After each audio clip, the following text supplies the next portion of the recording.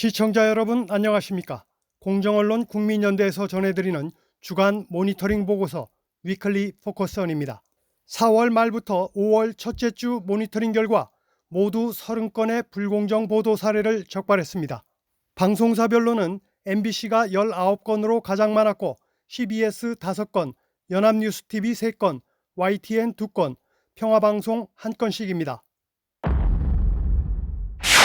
MBC 뉴스데스크는 지난 5월 3일 국경 없는 기자회가 한국의 언론 자유지수가 하락했다고 발표한 것을 보도했는데요.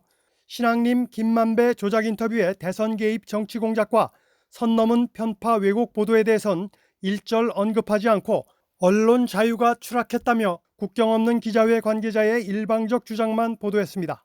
국경 없는 기자회는 언론 자유를 개선해왔던 일부 나라에도 다시 검열이 시작됐다며 한국의 일부 언론사들은 기소 위협을 받고 있다고 지적했습니다. 리포트에서는 조작 인터뷰로 대선에 개입하려 한 정치 공작과 선 넘은 악의적 편파 왜곡 보도 문제는 일절 언급하지 않고 정치 공작에 대한 수사를 검열이라는 취지로 왜곡하는 등 시청자들이 언론의 방종을 자유와 혼동하도록 보도했습니다.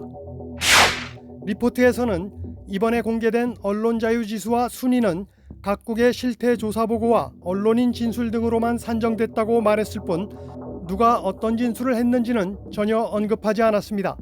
국경 없는 기자회의 언론 자유지수 순위를 보면 미국이나 일본보다 민주주의 순위가 훨씬 뒤지는 도미니카, 피지, 통가 등의 언론 자유가 보다 우위에 있는 것으로 돼 있습니다.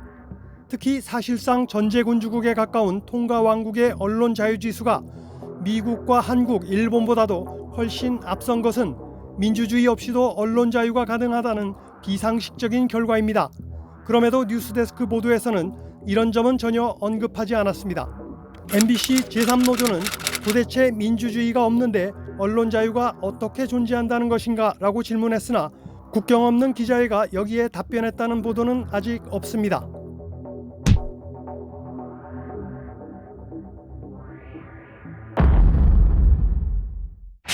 지난 4월 29일 MBC 권순표의 뉴스 하이킥에서는 대통령과 민주당 이재명 대표의 회담 내용에 대해 패널과 대담하는 도중 이태원 특별법과 관련해 정부 여당과 민주당이 충돌하고 있는 독소 조항에 대해서 패널이 자세한 내용은 말하지 않은 채 문제점을 축소 왜곡했습니다. 그 독소 조항이라는 게 사실은 굉장히 큰 게 아니라 조사위원회가 어떤 조사를 하면서 자료 협조 안 하고 이런 등등에 대해서 검찰이 실제로 영장을 청구할 수 있도록 청구하는 이런 거를 좀 부탁하는데 그게 독소 조항이어서 안 된다라고 얘기를 하고 있는 건데요. 그러니까 이태원 특별법의 경우 법리적으로 문제가 된 독소 조항은 특조위 구성의 야권 편중으로 공정성이 훼손되는 점과 민간 조사기구의 지나치게 광범위한 권한, 즉 불송치 수사중지 사건에 대한 직권조사와 자료 제출 요구 불응한 자에 대한 압수수색 영장 청구 의뢰 권한 등으로 여야가 충돌했습니다. 그럼에도 방송에서는 압수수색 영장 청구 의뢰만 언급하며 독소조항 문제를 축소하고 대통령의 거부권 행사가 부당하다는 취지로 왜곡한 것입니다.